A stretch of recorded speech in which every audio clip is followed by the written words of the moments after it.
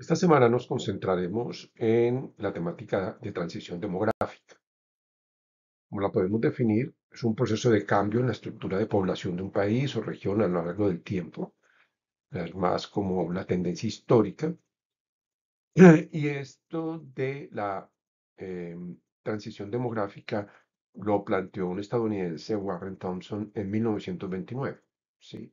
Para intentar predecir qué pasaría con la composición de la población a nivel regional y a nivel global. Básicamente planteó cuatro etapas que están en esta imagen, ¿sí? Una etapa inicial o una fase uno donde había una alta mortalidad, pero una alta natalidad también, ¿sí? Y esto, pues no solamente se reflejaba en Estados Unidos, sino, pues mirando históricamente, el modelo fue más pensado o planteado para la historia o el desarrollo de Europa. Eh, entonces, con una alta mortalidad y una alta natalidad, la población, mal que bien, seguía creciendo, pero una segunda fase en la cual eh, hay un descenso de la natalidad, pero todavía la mortalidad es alta. Entonces, em, esto, em, pero, digamos, la mortalidad, sobre todo infantil, disminuye. Entonces, de nuevo, si tenemos una disminución de la mortalidad infantil, pero un aumento de la em, y una disminución de la natalidad, de nuevo lo que vamos a tener es un aumento de la población, ¿sí? Una tercera fase donde ya hay un descenso de la mortalidad y de la natalidad, ¿sí? Y una cuarta fase de estabilización de la población, donde hay, digamos, un equilibrio entre esta mortalidad y natalidad. Uno nace, uno muere. Entonces, llevaría a una distribución más o menos estable de la población, o un crecimiento, digamos, o un no crecimiento, por decirlo de otra manera. ¿Por qué ocurren estos cambios? Pues, como mencionábamos, pues, uno es el descenso de la mortalidad. Sí, hay avances médicos, las vacunas, claramente, los antibióticos, mejoras en el saneamiento, el agua potable y nutrición, y hay pues, avances o medidas que se han tomado en salud pública que han sido efectivas. Con respecto al descenso de la natalidad, de un lado, hay un retraso, hay una incorporación de la mujer en la vida laboral, hay un retraso en el comienzo de la maternidad y también pues hay un aumento en el costo de tener hijos y esto pues hace que la pareja se lo piense también, ¿sí? Además, digamos, cuando es una economía principalmente agrícola, se necesita más mano de obra, ¿no? Y entonces los niños cumplen un poco esa función. A nivel de ciudades e industria, pues es más para adultos y por lo tanto hay menos necesidad de tener muchos niños. Y también un acceso a métodos anticonceptivos, ¿sí? Em, la teoría de transición, pues no necesariamente se puede pensar como una teoría que aplica a todos y que es perfecta.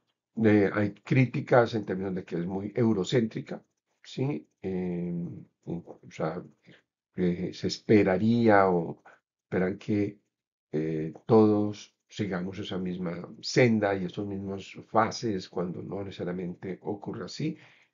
Hay unos elementos, digamos, deterministas, como es la fecundidad va a disminuir y va a seguir disminuyendo, ¿sí? Esto en realidad no necesariamente es así. Hay países que en este momento tienen una política natalista y no de disminución de la población, del número de nacimientos. No tiene en cuenta otros factores, las epidemias, el COVID es un buen ejemplo, las guerras, ¿sí? Colombia pues sigue en una situación de conflicto, pero muchos países hay un aumento en el número de conflictos y de la intensidad de esos conflictos a nivel mundial, ¿sí? Y hay políticas específicas, como la política de un hijo único en China, que vamos a discutir más adelante. O sea, sirve como referencia, pero no necesariamente es el camino a seguir por todos los países.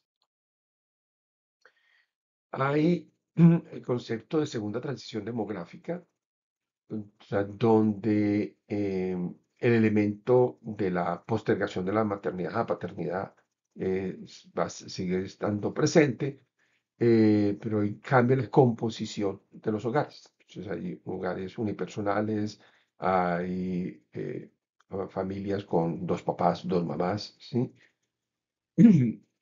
Y hay, pues, eh, eh, familias con solo la mamá, ¿sí? Es una de las cosas que en Colombia es bastante importante.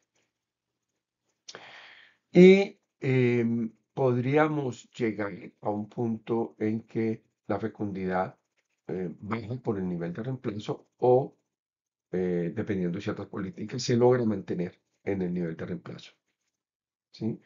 De todas maneras, habría mayor dependencia de la migración para el reemplazo poblacional en muchos países y hay países que ya lo están viviendo o planeando en términos de cómo articulan la migración dentro de su transición demográfica. Bueno, realmente un elemento clave dentro de la transición demográfica es el concepto de bono demográfico, que ya lo hemos venido hablando, o sea, hay países que comienzan a tener menos nacimientos, pero esos pocos que nacen ya crecen y tienen posibilidad de trabajar. Entonces, si tienes una población joven, mayoritariamente joven, pues vamos a tener más posibilidades de tener mano de obra, básicamente, ¿no? Y esto es lo que se ha definido como un bono demográfico, que en general tiene unos periodos relativamente cortos, o sea, cuando la proporción de la población en edad de trabajar, ¿sí? Disminuye, eh, se termina, digamos, este bono demográfico y cuando esa población comienza a envejecer, se termina este bono demográfico. Y son las tendencias a nivel global. Pues, de un lado, Europa y América del Norte pues cumplieron estas fases, digamos, eh, hace varias décadas. Asia y América Latina han tenido un fenómeno de transición muy rápido, o sea, de esa disminución de la fecundidad muy rápida. Mientras que África, siendo un país, sigue siendo, perdón, un continente con una natalidad alta todavía, ¿sí? Aunque ha disminuido, sigue siendo bastante alta y una mortalidad alta también.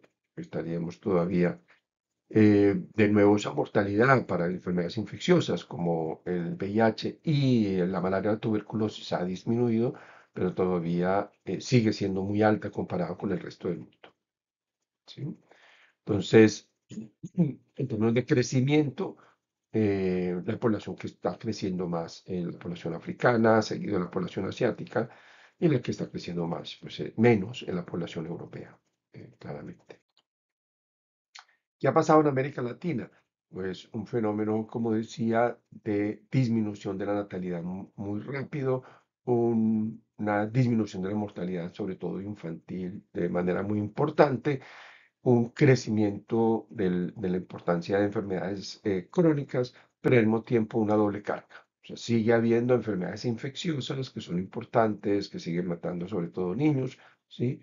Pero además se enfrenta a una situación de crecimiento de las enfermedades crónicas y también en algunos casos, como en el caso de Colombia, se podría dar una triple carga si incluimos la violencia y las causas externas, que, como lo define la OMS. América Latina está en un momento, en su mayoría de los países, unos ya casi terminando, entre ellos Colombia, el bono demográfico, mientras otros como Bolivia todavía en un buen momento, digamos, o todavía tiene espacio para ese bono demográfico. En Asia, distinto, o sea, este de Asia, una transición muy rápida, con una natalidad muy baja y un envejecimiento muy rápido de su población, en parte por políticas como un solo niño, y unos cambios económicos que también se han reflejado en cambios en la natalidad. India, la natalidad está en descenso, pero todavía sigue siendo alta y de por sí India superó a China en número de población.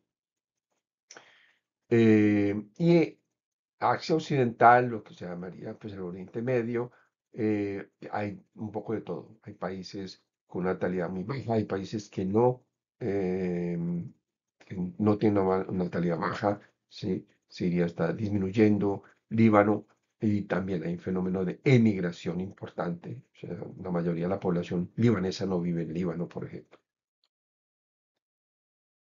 En África, insistir en que la natalidad sigue siendo alta, la mortalidad, como decía, ha descendido, pero todavía hay problemas y en este momento hay retrocesos en la cobertura, por ejemplo, del manejo de VIH, tratamiento de VIH, y hay más conflictos y más violentos. Sí, sigue siendo una población extremadamente joven, o sea, más del 40%, en algunos casos 50% de la población es menor de 15 años. ¿Sí? Y esto pues implica una dependencia económica y pues, una presión importante para la economía de un país.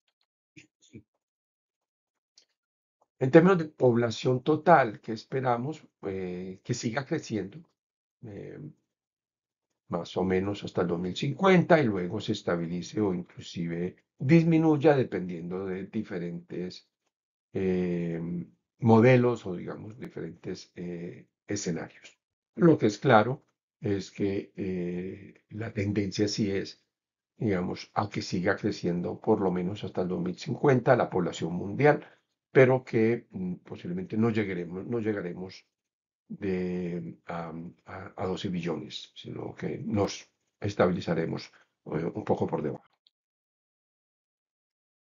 Y ese crecimiento de la población principalmente se debe a 9 países: India, Nigeria, Pakistán, República Democrática del Congo, Etiopía, Tanzania, Indonesia, Egipto, eh, como los más importantes. Estados Unidos todavía se espera que crezca, pero esto tenía una relación también con el fenómeno migratorio, que en este momento pues hay una política antimigratoria muy fuerte en Estados Unidos.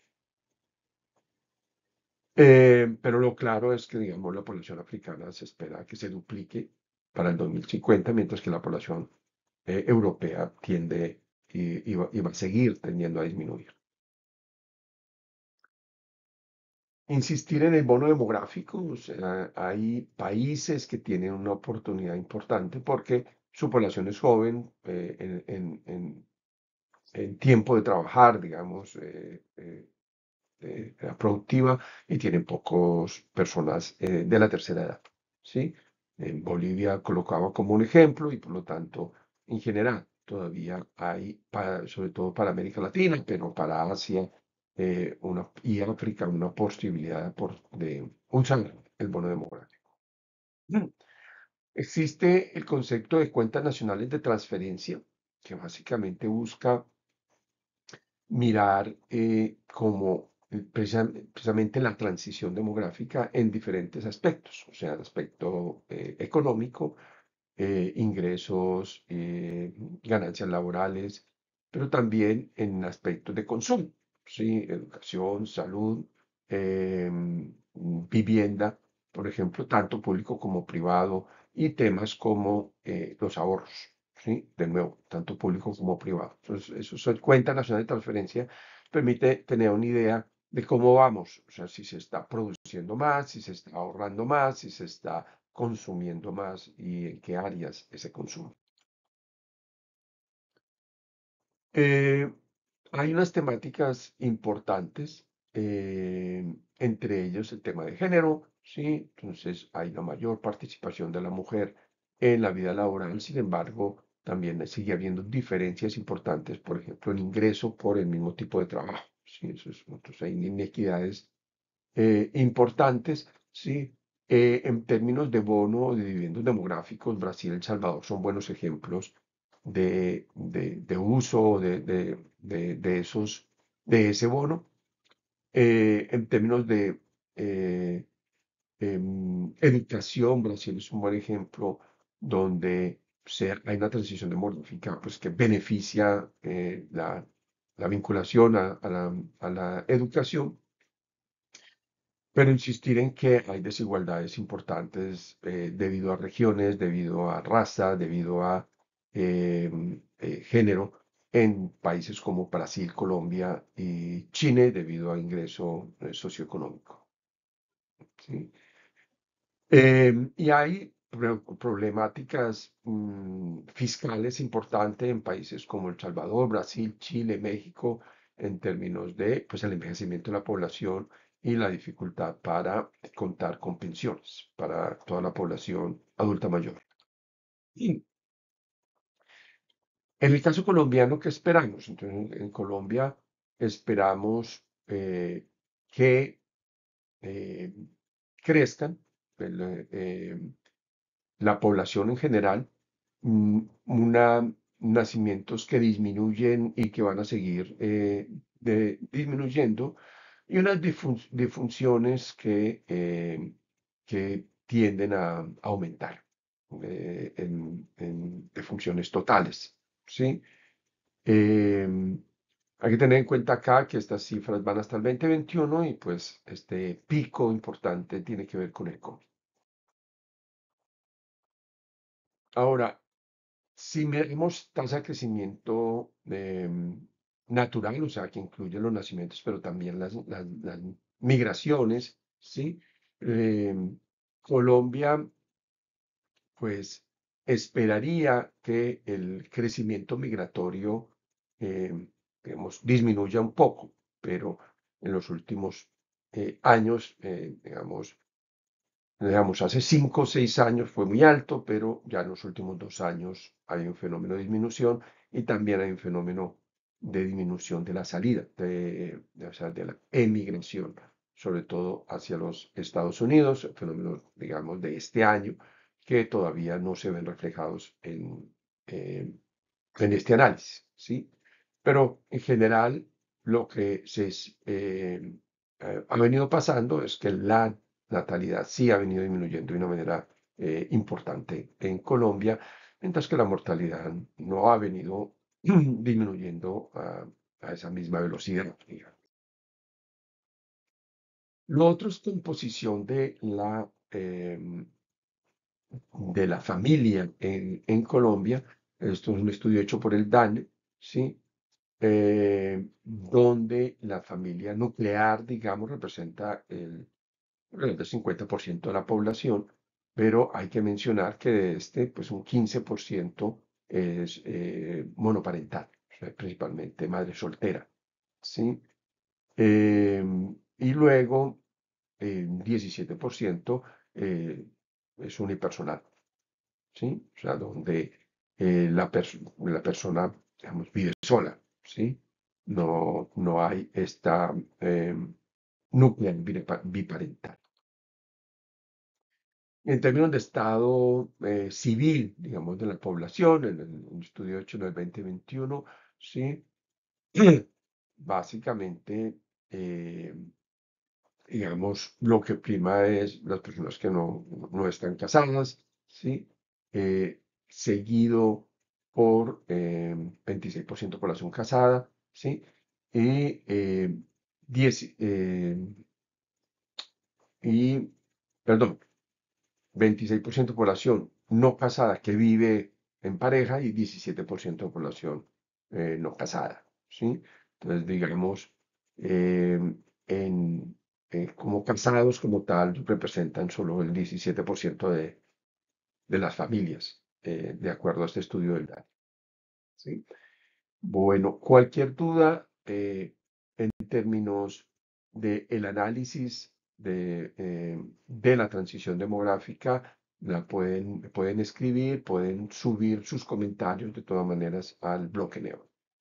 Nos vemos en 15 días.